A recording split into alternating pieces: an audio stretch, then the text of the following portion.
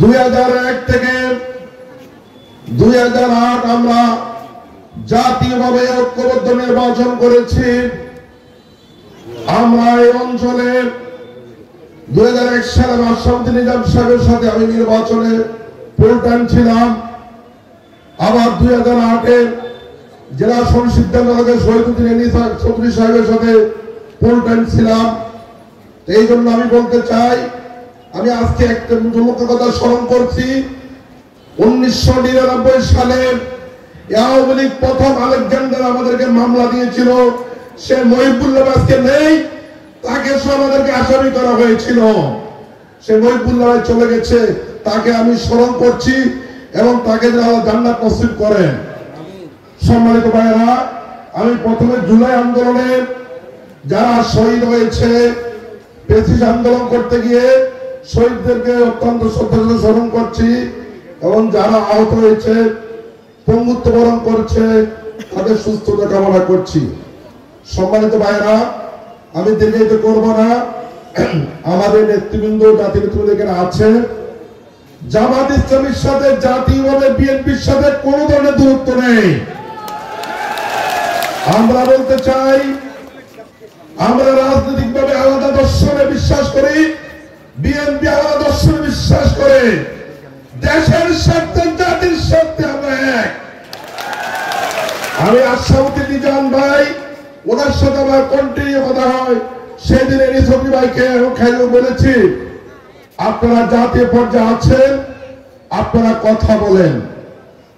আপনাদের কিছু নেতারা আছে, তাদের ব্যাপারে আপনারা চিন্তা করেন। আমরা বলতে চাই, 96 সালে যদি আমাদের মাঝে মূল বোঝাবুঝি না হতো, তাহলে সেই 16 বছর আওয়ামী লীগকে এই দেশে আর থাকতে পারতো না। এই জন্য আগামী দিনে দেশের স্বার্থে, জাতির স্বার্থে আমাদের রাজনীতি যাত্রা আলাদা করব, কিন্তু ভুল বোঝা থাকতে পারে, কিন্তু আমরা আমাদের মাঝে অনৈক্য সৃষ্টি করব না। খুনি হাসিনাকে উচ্চশ্রেণী দেখে আনতে পারবে ইনশাআল্লাহ।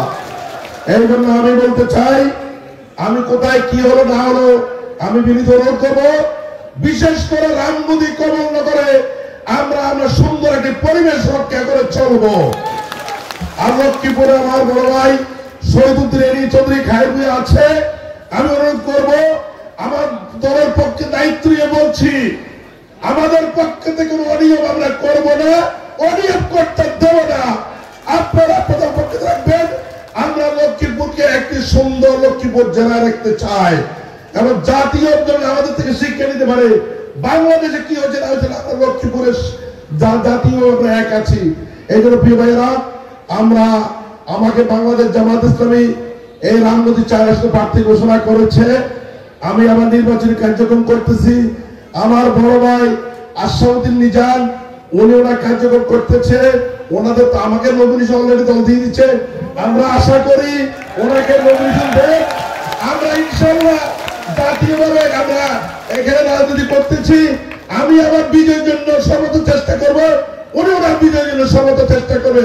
আমাদের মধ্যে কোনো ভুল বোঝাবুঝি হবে না ইনশাআল্লাহ। তো সবাই ভালো থাকেন, সুস্থ থাকেন।